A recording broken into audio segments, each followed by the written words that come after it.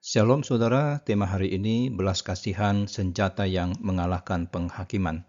Yakobus pasal 2 ayat 13. Demikianlah firman Tuhan. Sebab penghakiman yang tak berbelas kasihan akan berlaku atas orang yang tidak berbelas kasihan, tetapi belas kasihan akan menang atas penghakiman. Saudaraku, seorang hakim yang terkenal pernah berkata bahwa ia tidak pernah merasa paling berkuasa ketika menjatuhkan hukuman berat, melainkan justru ketika ia memiliki otoritas untuk berbelas kasihan kepada yang bersalah. Jadi belas kasihan bukan kelemahan.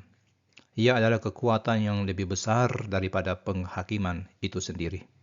Inilah klimaks dari argumen panjang Yakobus tentang pilih kasih. Setelah menunjukkan bahwa jemaat yang membeda-bedakan orang kaya dan miskin adalah pelanggar hukum Allah, ia kini menyimpulkan dengan sebuah prinsip yang menggetarkan. Standar yang kamu gunakan untuk orang lain akan menjadi standar yang digunakan terhadapmu. Tidak ada belas kasihan bagi yang tidak berbelas kasihan. Ini bukan prinsip yang asing.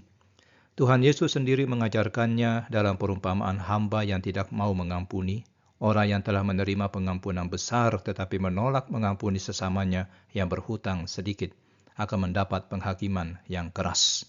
Matius 18 ayat 21 sampai 35. Doa yang Yesus ajarkan pun berbunyi, ampuni kami seperti kami pun mengampuni orang yang bersalah kepada kami. Tapi bagian kedua dari ayat ini adalah kabar yang luar biasa. Belas kasihan akan menang atas penghakiman.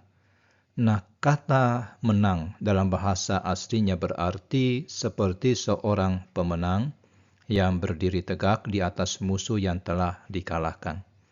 Belas kasihan yang nyata yang dihidupi dalam kehidupan sehari-hari yang diberikan kepada yang tidak layak menerimanya, memiliki kuasa untuk mengalahkan penghakiman di hari terakhir.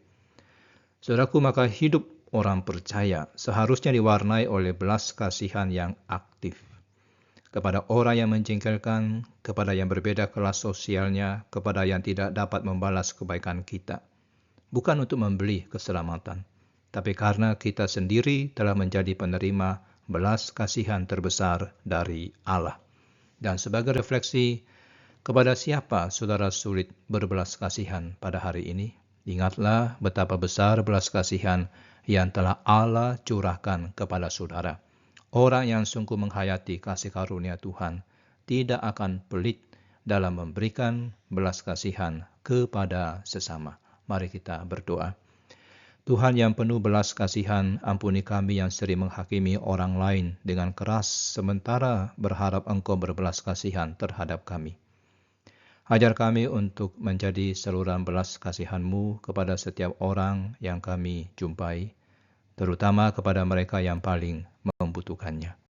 Di dalam nama Tuhan Yesus kami berdoa. Amin.